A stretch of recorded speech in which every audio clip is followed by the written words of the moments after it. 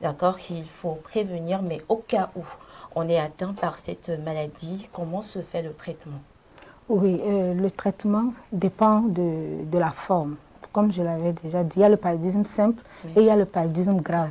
Lorsque l'on vient dans une formation sanitaire publique et nous faisons les analyses dont a parlé ma collègue, le TDR et la goutte épaisse, et l'on se rend compte qu'il y a, vous êtes infecté par le plasmodium, nous évaluons maintenant en fonction des signes que vous présentez. Est-ce que vous êtes dans la catégorie du paludisme simple ou bien dans la catégorie du paludisme grave? Lorsque c'est un paludisme simple, c'est simple.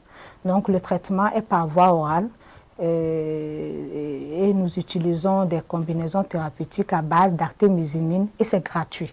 L'État a mis en place un traitement. Disons que la prise en charge du paludisme est gratuite. Elle l'a dit, le TDR, vous venez, il est gratuit. Lorsque vous êtes déclaré positif, le traitement à base du Coartem est gratuit. Donc lorsque maintenant il y a des complications, là, cela devient autre chose. On passe à la voie injectable, on peut vous hospitaliser, ça dépend de la forme que vous présentez. Et il y a toute une armada de traitements que l'on met pour gérer les signes de complications. Mais il y aura toujours l'injection de l'antipaludique, mais cette fois-ci par voie injectable. Donc c'est ça. Alors, j'avais une question que j'ai oublié quand même de vous poser. Est-ce qu'il y a quand même un vaccin contre le paludisme?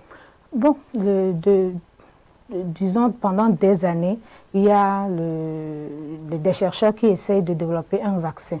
Entre-temps, en tout cas, j'ai eu dire qu'il y avait un vaccin qui avait été trouvé, mais seulement il faut le tester pendant un certain nombre d'années. Je ne peux pas donner les preuves de la découverte actuellement, mais je sais que les recherches sont en cours pour pouvoir trouver ce vaccin et ils l'ont trouvé, mais ils sont toujours en phase d'expérimentation. D'accord.